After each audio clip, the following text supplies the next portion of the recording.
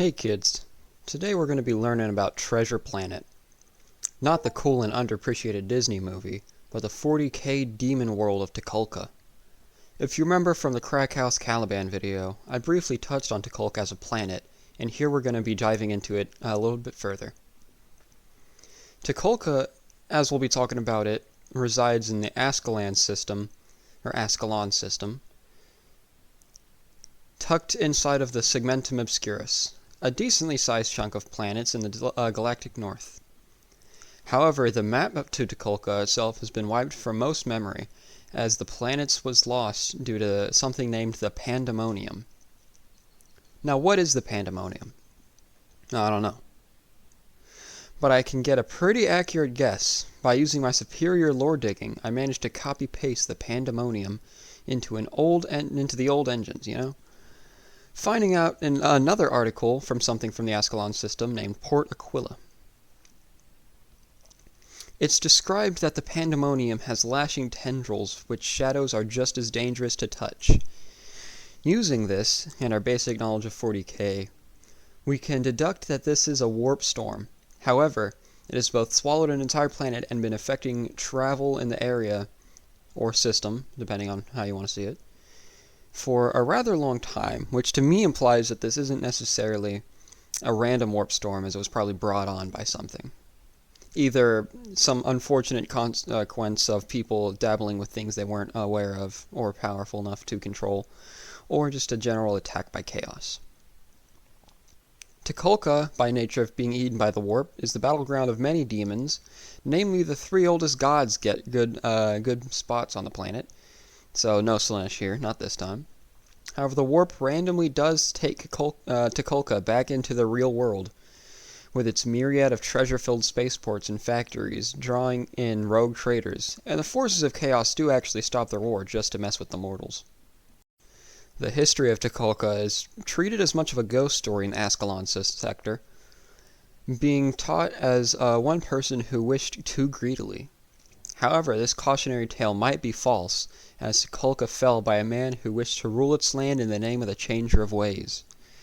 Tukulka was a hub more than a planet, with many rogue trader houses using the planet of Tukulka as a stop before adventuring out to unexplored cluster of planets for untold riches. One of these rogue traders, namely Erevan Roth of the Roth House of Rogue Traders, it's a little long-winded, but that's just how they said it, headed off to make a name for himself in the house, taking on as many expeditions as possible. Roth eventually discovered Tzeentch, or maybe Tzeentch discovered Roth, depending on, whatever the Changer of Ways was thinking that way. But Tzeentch did lead Roth to many planets with further riches, and once the time was right, Tzeentch managed to swell the power of the pre-existing Pandemonium, engulfing and devouring Tukulka. And that's where it is now. Now, with the planet secured, Roth ascended relatively easily to Demon Princehood, considering, most people have to spend hundreds of years killing for that. However, he now was named Erevan the Schemer, who is now trapped on the planet fighting against Khorne's legions. Despite the state of Tukulka being well known, many rogue traders are still eager to take the riches from the large amounts of orbital stations, the largest one known as the Errant Station. Errant Station was a large hybrid satellite that acted as both a refueling station and a bit of a cargo port, as it holds many of the original treasure found on these clusters of planets. But now it's the stomping ground of Grandfather Nurgle. Nurglings patrol its halls, and the Plague Bearers become tallymen as every item of these riches and treasures is given its own disease. This all started with an expedition team led by a man named Ulyss Barr, who brought back a gate with writings from an unknown language of dead aliens. And depictions of a garden most seductively fruitful. Barr's obsession with the gate and its garden grew until he was declared mad by House Roth and put on a hospitalership for the rest of his days, possibly by our same schemer. Outside of the Errant Station, the rest of the floating shipyards were also prized, as before Tukulka disappeared, the Adeptus Mechanicus envied any who worked on them for their quality of product. However, as you can imagine, when the orbiting satellite spaceports and the planet itself was lost to the Pandemonium, a lot of the servitors were not free thinking and continued their blueprints and program processes of manufacture. However, they did unfortunately be slowly changed into the demon engines used to fight on Tucholka's surface. But not everyone there was lost in the storm of the Pandemonium.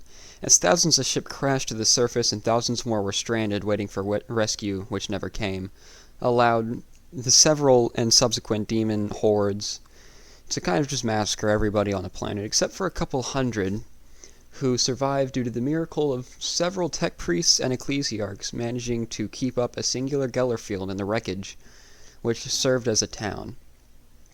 Now for these few hundred, life wasn't, or survival more than life, wasn't as easy as things started to become more suggestions that were normally rules of life, such as eating and breathing, as there was no food or atmosphere, but nobody seemed to be bothered by that. Along with that, there were also things like physics and gravity and nature that were also being just kind of pushed past, for a lack of better words, as some stones in caves would bleed if struck and scream, but not the kind of screaming you could hear as you strike the stone, more something that would show up on orbital scanners of nearby ships.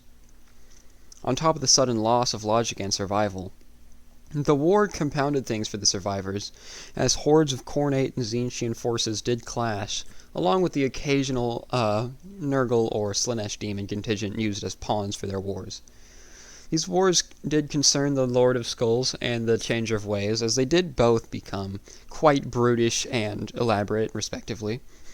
And eventually, this did kill the survivors, as the Gellerfield did fail, with some making it into the cave systems, and sometimes later being rescued.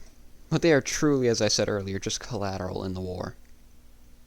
Khorne's forces on the planet, as you can imagine, were rather simple, just demon engines from the shipyards, bloodletters, hounds, and all that. However, the leaders of Khorne's legions were once a group of demon princes, but slowly broken down to either damnation, death, or just sheer boredom to move on to bloodier battles. However, one still remained. Etrel the Furious was the last standing on Tucholka to claim the name of the Lords of Wrath, the brotherhood of demon princes that started the war. And as for Tzeentch, the forces are much more combat avoidant, waiting for a minute amount of sorcery to subtly shift any power dynamic on the planet to their favor. The tactics and these forces themselves are both commanded by the demon prince named, or not demon prince, but a changer of ways named Gyros, who has Eravon the Schemer as his second in command. As a token of genuine thankfulness, which is something you don't see in any of the Chaos Gods, particularly Tzeentch, Eravon is given significant sway over the planet, and is also allowed to leave in the visage of his human self, although only to further scheme for the Tzeentch.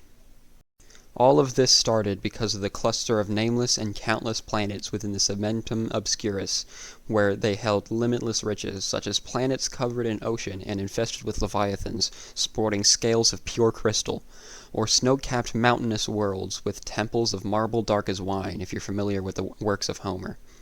Or perhaps it was the world of floating islands suspended by mystery and intrigue that brought people into the system. But all that remains is the demon world of Tucholka, and many cats dead from curiosity.